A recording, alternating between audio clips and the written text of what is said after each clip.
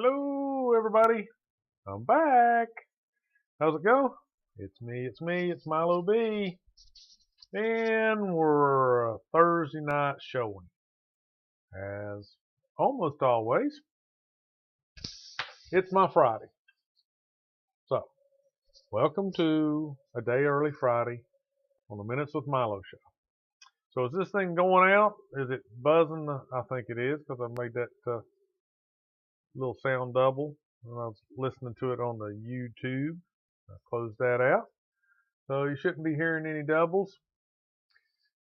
So, welcome to the Minutes with Milo show. Never been here before. Thanks for stopping by. If you come here a lot, continue the good work. We like, what is it? Consistency. Yeah, consistency is good in lots of things. So, especially consistently coming and watching the Minutes with Milo show. Gothard has changed his picture. Is that a different picture? Let me get my picture eyeball seeing on. Huh. I don't know. Is that the same little icon you've always had? Maybe. I don't know. Anyway, welcome to the show. Like, subscribe to the channel, watch some of the other stuff that I put out, look at my old episodes. Call them episodes. So they're live. They're live tonight. Then they turn into an episode. No, this one is The Creature. Is it the one that's my pretty? Oh, my pretty. Hey, my pretty. That creature? Is that the one? I think it is. How many creatures could there be, right? Can't be that many creatures. Did you have as I understand it, Garthok, this is also your Friday. Is that correct?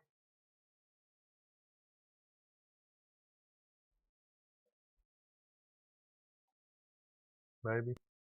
I don't know. He'll tell me in a minute. Don't rush the man. He's important things. He's got important things going on.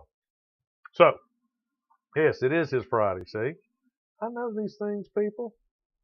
Don't doubt it. Don't doubt it. Well, happy Friday to you. Have you got big plans for tomorrow? Got big plans for tomorrow? I had big plans and they fell through, but anyway, it might be a good thing. Do you have big plans for tomorrow? Maybe. Oh, Robert's going to be here this evening. Robert, are you out there? Working Country Thunder. Oh my gosh, is that this weekend? I guess I've just messed around and waited too late to get my tickets to that thing. Daggone it. What's a feller supposed to do? Hop the gate, go in. Probably don't even have to go. You can probably sit out on 394 and listen to it. Why even bother with all that? That's what we used to do for the fireworks. When the Bristol track had fireworks, we'd just go down and park somewhere off in the country road and just look up, and there they were. I mean, you didn't even have to go that far to see them, which is pretty cool. I don't know why they stopped doing fireworks down there. So I was going to go, and I said I did have big plans tomorrow. I was going to go and take that engine that I pulled out of my little Datsun Roadster, and I have to apologize to the people that you ever watch Coneheads, the movie? No, I don't think so. Uh-uh. Saturday Night Live's the only place I really ever pay attention to the Coneheads and the Whiteettes. that stuff never make it on TV now. But I was going to take that engine to a machine shop and have it torn down and get to work on repairing it. I got another block, blah, blah, blah, blah, blah. Oh, I was going to apologize to the people that watched that whole video or tried to.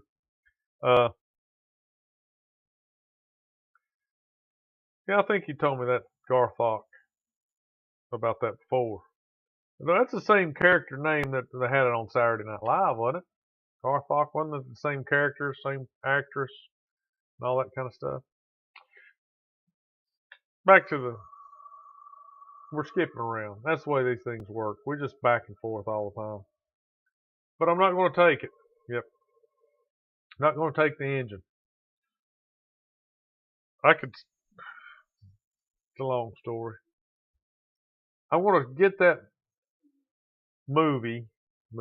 shoot. I'm going to take that episode, that video, and when it really starts to get boring, I'm going to fast forward to that. So it's going to go from like 30 some minutes probably down to, you know, like 15.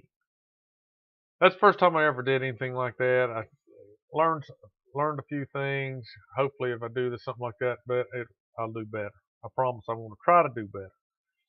But I'm going to try to download that, edit it, shrink it up, and put it out there on the condensed version, so it won't take nearly as long to be that boring. It'll be boring just like that, just quick, gone, done, boring.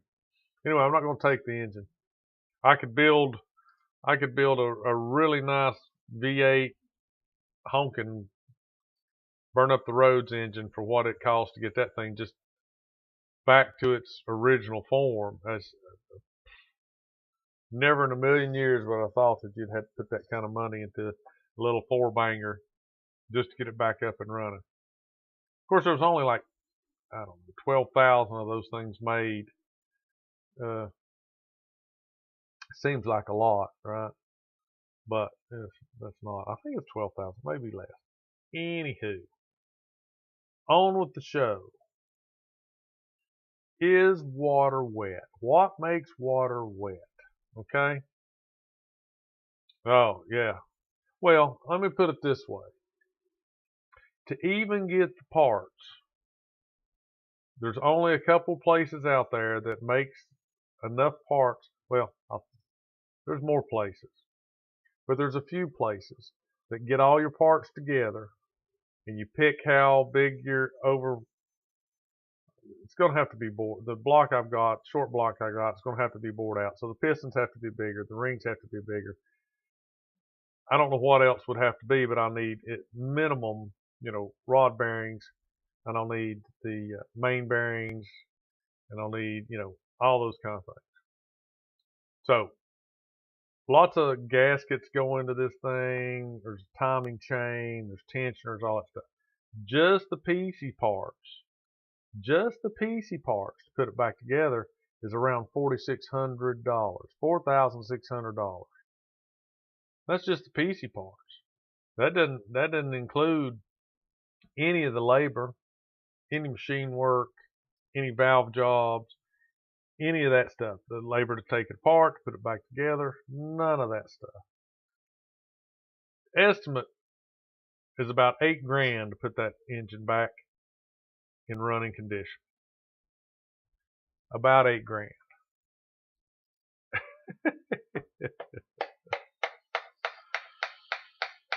Boy howdy. Anyway, plan B is coming soon. I got a plan B. Back to water. Why is water wet? Well, you got to beg yourself, what does that mean? What is wet? Yeah, I could do the LS1 swap. Of course, it takes a lot. But here, let's stick with the plan. Stop it. Stick with the plan. Why is water wet? If it is, what makes it wet? But then you got to decide what is wet. So we'll look at this. And why this? Like, I always try to get you an idea. So at work, where I spend majority of my day, 10 hours a day at work, we come up with some silly things. And today was the question of the day, right near the end of work, is wet is the absence of dry. Just like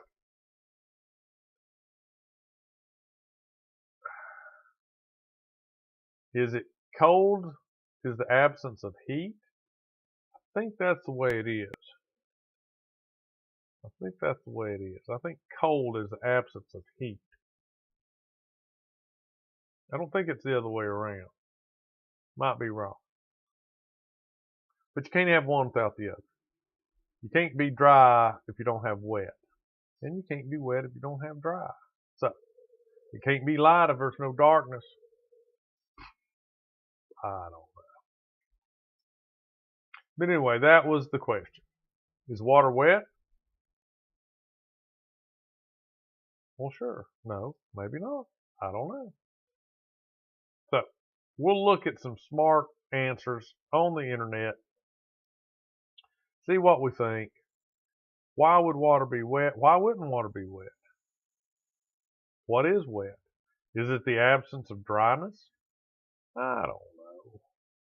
But we'll look at it. So, let's see what we got. First thing, window capture. Turn that on. Turn myself off. Turn this on. Go over here. Do that. Open that up. Oh, why doesn't that show it there? I'm having difficulties, people. Technical difficulties. No, quit that. Here we go. Shrink-a-mia down. And the capture. Put that. Ooh, look at there. Somebody's throwing some little hearts. You're messing around. Smiley faces. You're messing around with the chat, are you? All right. Bam. There it is. All right. Is water wet? So, right off the bat, water can get other things wet. Obviously. But just because it can make other things wet, does that mean it itself is wet?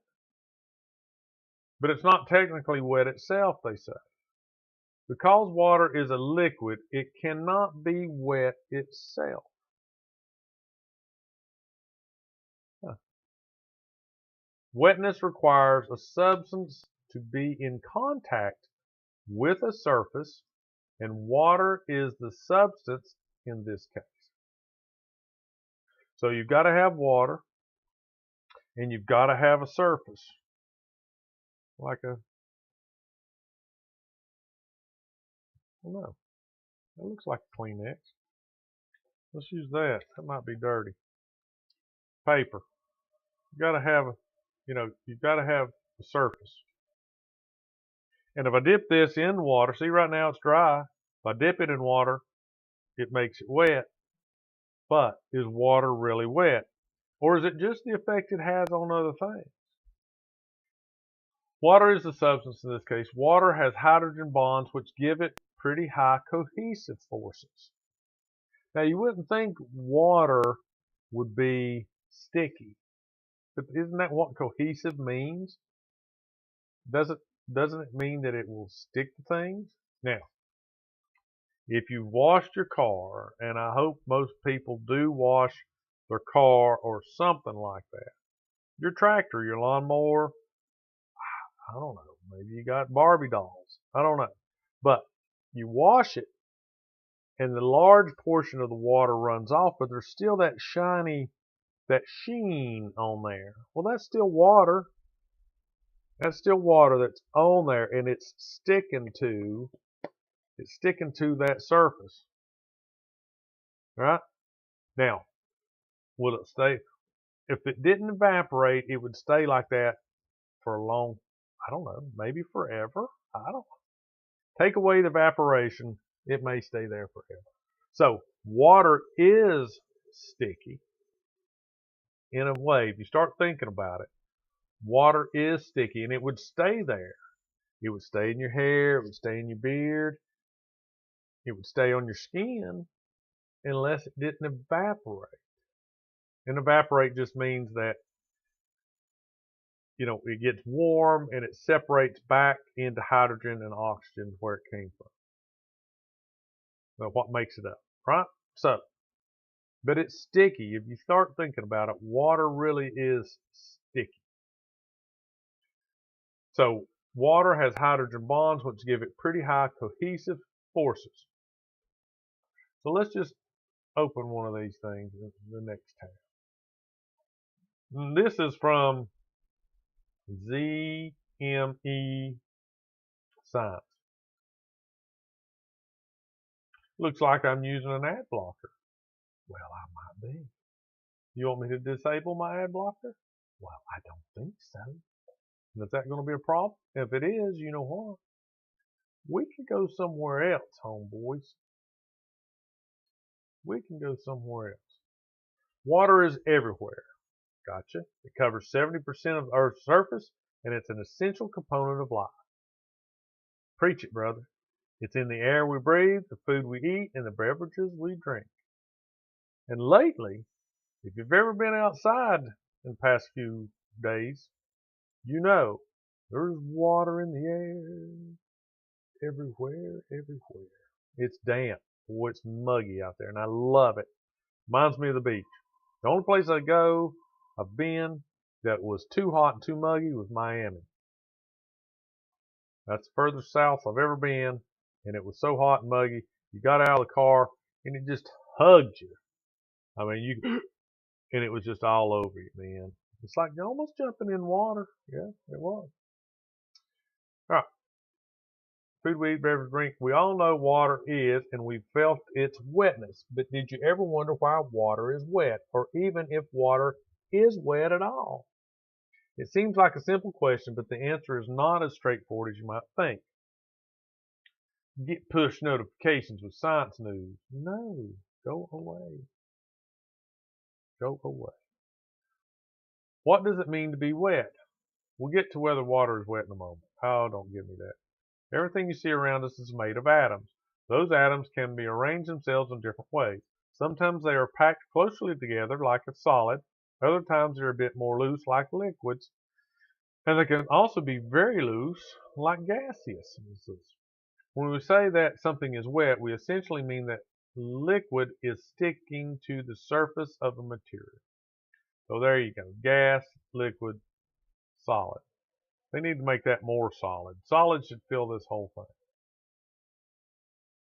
When we touch a wet surface, the water molecules adhere to our skin. This adhesion creates a thin layer of liquid that covers the surface of our skin. This layer of liquid is what we feel when we touch the wet surface. It's the sensation of this liquid layer that we call wetness. So maybe wetness isn't a thing as much as it is just a description of a sensation.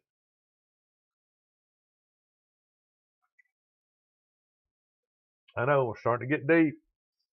We can't get too deep though. I can't swim. So in the day-to-day language, to be wet is to be covered or soaked with water or another liquid. It's a tactile sensation that we experience when we touch a surface that is moist or damp. Of course, you don't necessarily need a human or biological sensation to be wet. A piece of cloth can be wet. So wetness is not necessarily a sensation, but rather a state of being infiltrated by liquid. But let's just go and do the stupid question. Okay?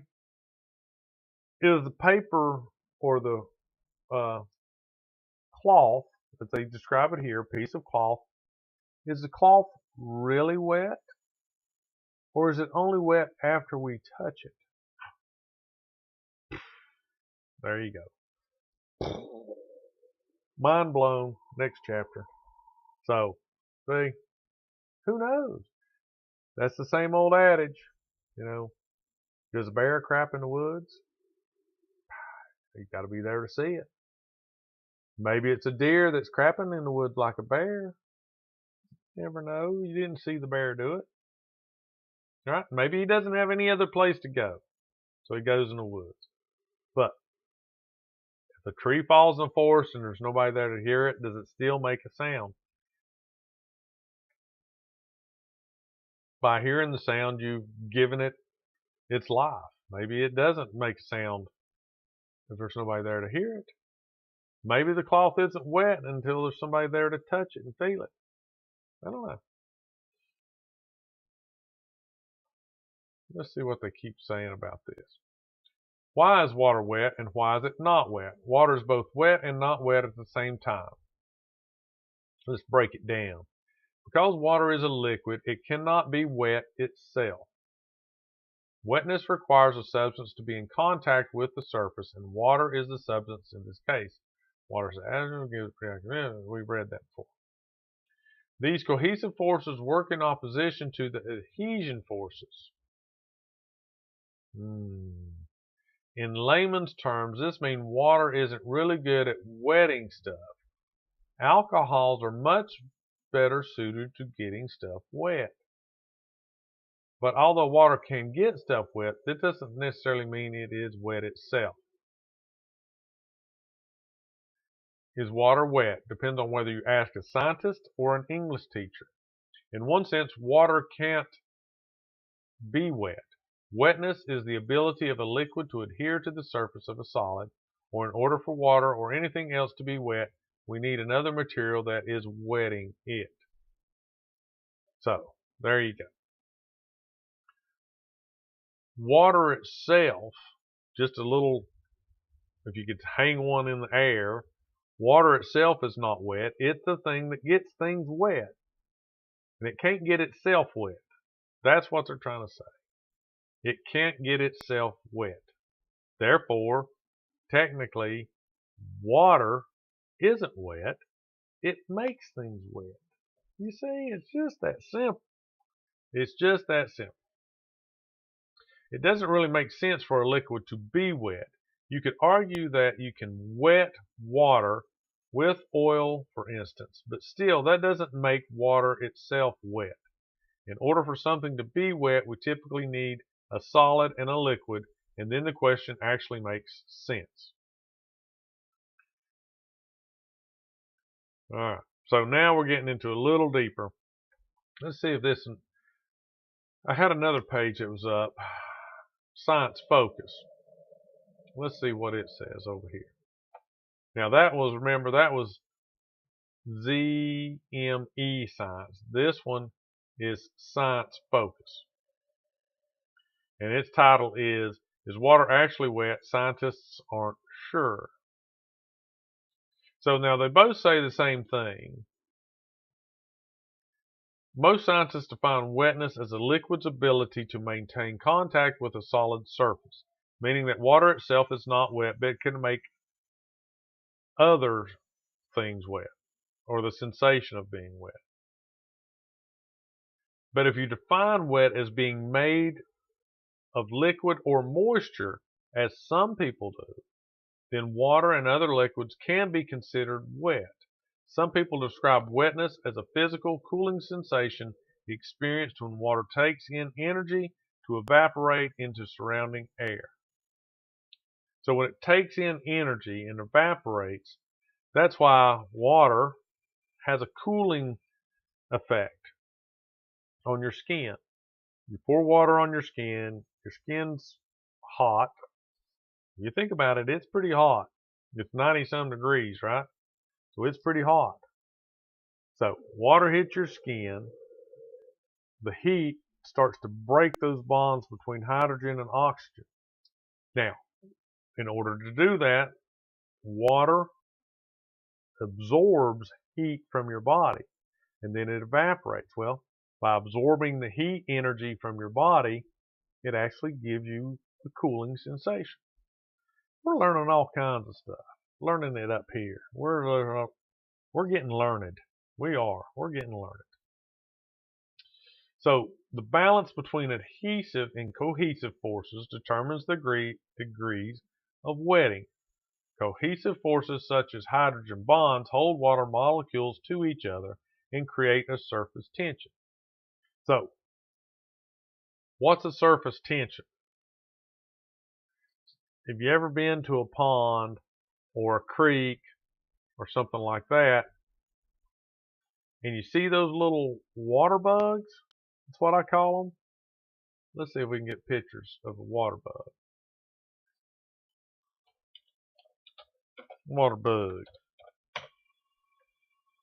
That ain't a water bug. It is a water bug, but I would not touch that water bug. No, my gosh, that's roaches, dude. Oh my gosh. Let's see, spider-like insect that walks on water. I got a specific one in mind. Here we go. That's the deal. This guy right here. Not the damn spiders. Oh my gosh, not the spiders, dude. Not the spiders. Give me a picture. It's not. There we go. This little guy right here. All right. So, what is water tension?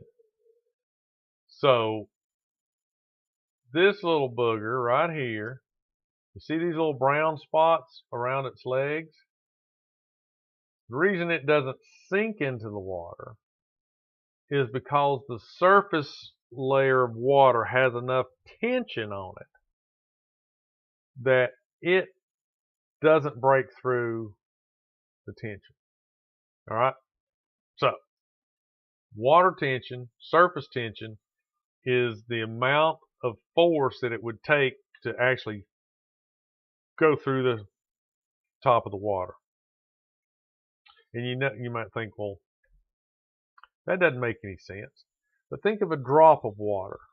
If you've actually just watched a drop of water, they're always teardropped, right? Why is that? Well, they form, in my mind, they form a water sac where the tension of the water, the outside tension of the water, is holding on to whatever it's like a water faucet. It's holding on to that. All right. So the surface tension forms like a little pocket, and the water starts to fill that up, and it starts to stretch it out, but that's still holding on. Okay, the tension's still holding on. Well, the surface tension of the water is what makes it form into that teardrop until it gets so heavy on the big end that it just pops loose. It can't hold any more weight. It drops. And another one, if it's got a little leak, another one starts to form. And it's the surface tension that makes that form. Otherwise, you would never have water droplets. It would just pour out. It would just out it would come. So, surface tension. Oh, we're getting there. Is that the one we were? No, this is the one. All right.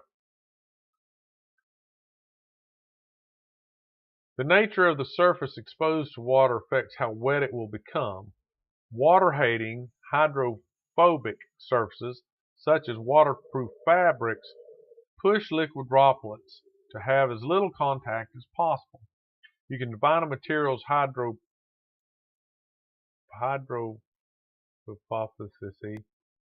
in terms of the internal contact angle that a water droplet makes with the surface. A perfectly hydrophobic surface is totally water repellent with a contact angle of 180 degrees, while a perfectly wettable surface such as contact angle of 0.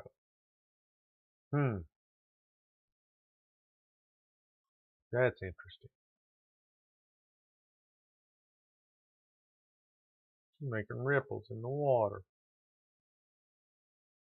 So we'll go back here to ZME science.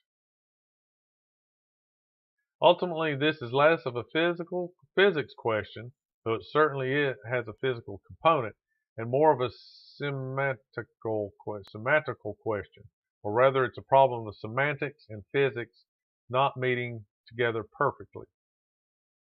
So, what it's saying is it's debatable. Most people will say that water is wet, and they can back that up with arguments, but you could also say that water can't possibly be wet, and you'd also be right. It's pretty much a matter of perspective. A textbook definition of wet, however, I would argue that water isn't wet. The wetness happens when the liquid adheres to the surface. This is just one of many weird properties of water. Water is a seemingly simple molecule made up of 2 hydrogen atoms and 1 oxygen atom. It's the most abundant substance on Earth. covering roughly 71% of the planet's surface. The other said 70% at the beginning. It's essential to life as we know it. It makes up roughly 60% of the human body and is required for many biological processes. Of course, we all kind of know that water can be in three states: solid, liquid, and gas. But see, to me, the gas form is no longer water. It's broken water. You break water down into its components and you've lost the water. That's the reason it's a gas. You've lost the water. Maybe I'm wrong. But liquid, solid, and gaseous. Water is one of the very few compounds that lacks carbon and is liquid at standard temperatures and pressures. As we mentioned, water has a very high surface tension. In fact, other than mercury, water has the highest surface tension of all liquids. This is very unusual for such a common substance. Despite this, water is amazingly good solvent. Oxygen has a slightly negative charge, while the two hydrogen atoms have a slightly positive charge. This enables water to dissolve almost every substance. The hydrogen atoms will draw the slightly negative particles of a compound, while the oxygen molecule will draw the slightly positive particles, and therefore breaking stuff down. Right, so there's a couple of questions that I've come up with.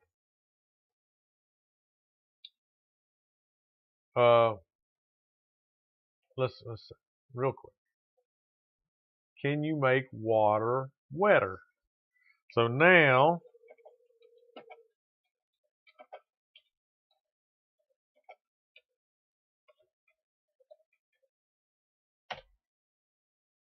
wetting agents or suffocants. Water has a high cohesive forces due to hydrogen bonding and is not as good at wetting surfaces as some liquids such as acetone or alcohols. However, water does wet certain surfaces like glass. Wetting agents or suffocants can make water wetter by helping break the surface tension. Adding detergents can make water better at wetting by lowering the cohesive forces. So, how does a water wetter work? Oh no, I've done it. I asked the AI co-pilot. Oh no. Here we go. You just gotta wait. Are you done? Okay. Water wetter is an additive designed to improve engine cooling efficiency. And here's how it works. So, water wetter is a name of a product that is supposed to help engines stay cooler by making water wetter, hence the name. All right. 1. Surface tension reduction. By lowering the surface tension of coolant, water wetter enhances heat transfer from the engine's metal components to the coolant. Heat transfer coefficient boost. Water wetter reduces the surface tension behind the fluid and metal surfaces. It's essential to use water wetter with 100% water, not a 50-50 mix for optimal results. While it's commonly used in high-performance liquid-cooled computers, it can also benefit race cars or engines experiencing overheating issues. So, you can make water wetter by reducing its surface tension abilities. And you do that by adding, what do they call that? Suffocants. Where'd that name go? Where'd it go? Oh, all right. Can you make water wetter? Yes, you can. Surfactants?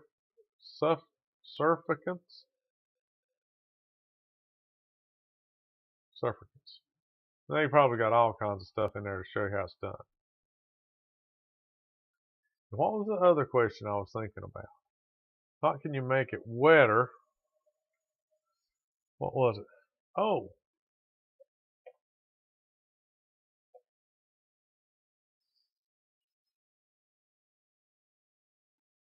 is there such a thing as pure water? All right. Is there such a thing as pure water? Doesn't exist. Pure water doesn't exist, or at least it's not really possible on Earth. Water sucks up ions too readily from the surrounding environment to allow for truly pure water. Distilled water is the most common form of pure water, and it can be purified by carbon filtration, microporous filtration, and ultraviolet oxidation. Does pure water exist? Here's the thing though, pure water doesn't exist, or at the very least, it's not really possible on Earth. May Nyman, a chemistry professor at Oregon State University, told Live Science that water sucks up ions.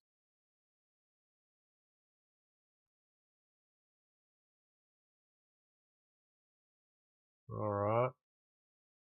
Now, I did see a show where scientists created pure water. Now, is that true?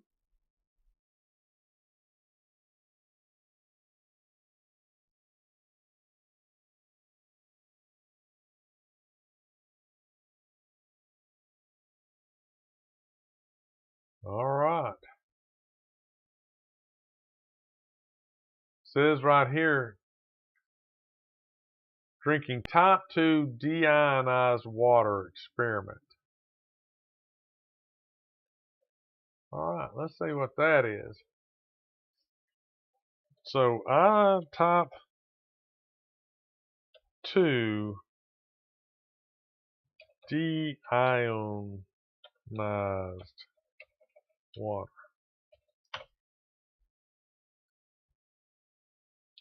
Type 2 deionized water is a high purity water that is often used for standard applications, tests, and procedures. It is cleaner than type 3 RO water, but not ultra pure like type 1.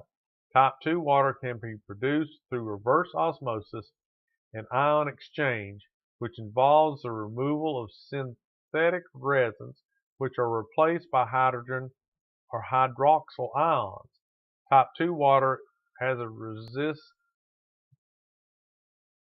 resistivity of greater than 1 megaohms, conducting of less than 1 SUC, blah, blah, blah, blah, blah, blah.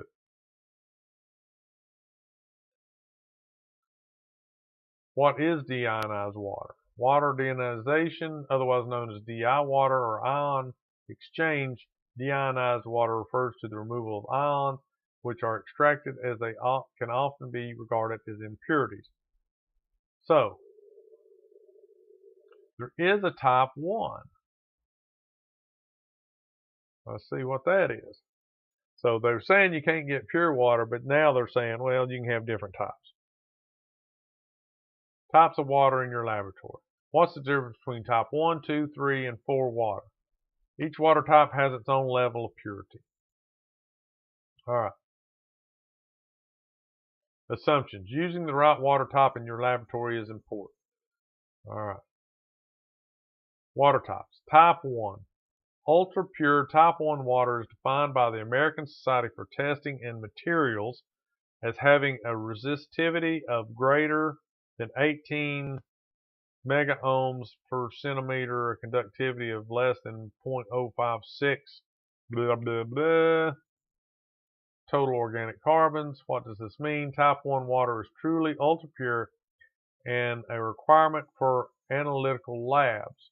Ultra pure water is a necessity for applications such as HPLC, gas chromatography, cell culturing, tissue culturing, mass spectrometry, and any endeavor involving trace elemental laboratory instruments, among others. Type 2 water is having resistance, blah, blah. Essentially, type 2 water is cleaner than type 3 water, but not ultra pure like type 1. Makes sense. Type 3. Type 3 water is having a resistance blah, blah, blah, less pure than type 1 and type 2. Type 3 water removes 90 to 99% of contaminant, and it's produced using a reverse osmosis system directly from tap water, and is the starting point for many laboratory applications, including glassware rinsing, media preparation, and other non-critical laboratory applications.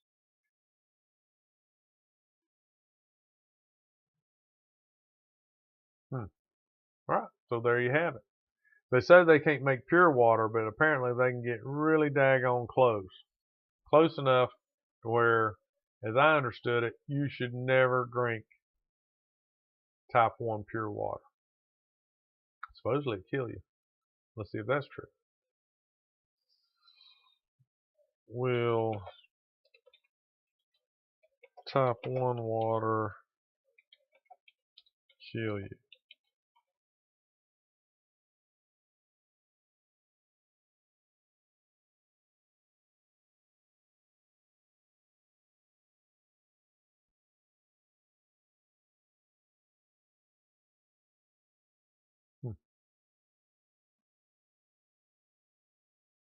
What did I do? Will, let's see. Oh, what am I doing? What is that? Wrong button. Can type 1 water kill you?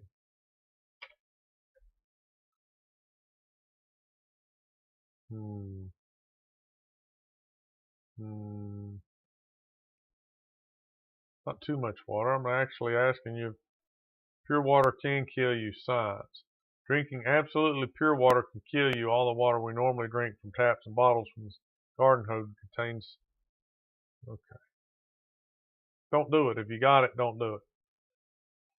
Well, don't do it. Whatever you do. Don't do it. Not good for you. All right. So, is water wet? Let's just say we can agree on water can make you wet. It can make your clothes wet. It can make your car wet. It can make the ground wet. Now, is water wet? I don't know. Why is water wet? Because of its chemical composition, right? And its surface tensions and all that blah, blah, blah, rigmarole stuff, all wrapped up into one. That's why. So, it's a little question with big answers, and I'm just going to go out there and say water's wet. Now, this is what I'm going to say. Water is wet. Look, how can it make my clothes wet if it itself is not wet? I don't know. Now, if you did that,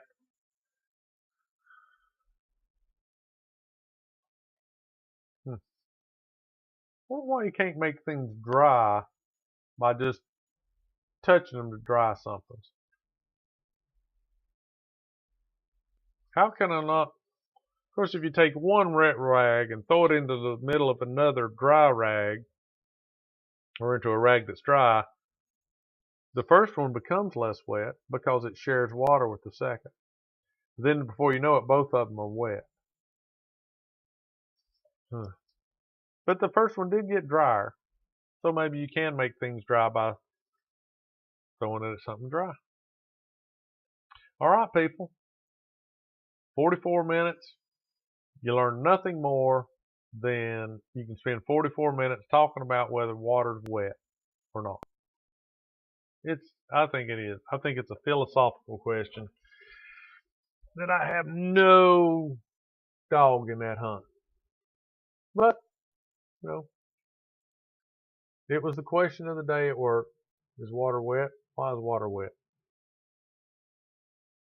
Because it makes you wet. Therefore, it has to be wet. I'll go with that. I'm easy, man. We'll go with all that stuff. If you don't want her to be wet, water don't be wet. It ain't wet. If you want it to be wet, then it's wet. Simple, simple, simple as that. All right. Garthog's probably like fast asleep or went to take the shower and get cleaned up. That's cool. That's cool. All right. If you watched it this far, you've seen enough, hit the like button. Leave me a comment. Tell it, don't ever talk about water wetting again. Enough of that story. Go on to something else. Leave me a comment about certain subjects. Let me know if you want to get on the show. We'll get on the show and talk about something you want to talk about. All right, everybody, I appreciate it. And let's see if I can get this thing to go off where it says stop streaming. Yes, I want you to stop streaming. I'll no longer be a live stream. That's fine. That's where we're going to go. I got to go check on my chicken.